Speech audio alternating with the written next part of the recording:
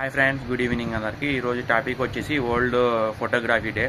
Photography అంటే మనకు తెలిసిందే. ముందు మామూలు పెద్ద పెద్ద కెమెరాస్ వాడేవాళ్ళు. పాతకాలంలో అయితే కెమెరాస్ కంటే ముందు కూడా వచ్చినాయి కెమెరాలు.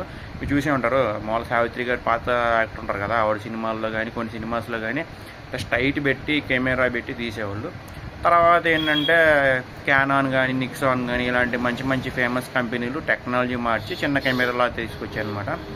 నాకు తెలిసినంత వరకు మా మాయ రిపోర్టర్, సో ఆయన కూడా కెమెరాస్ వాడేవాడు.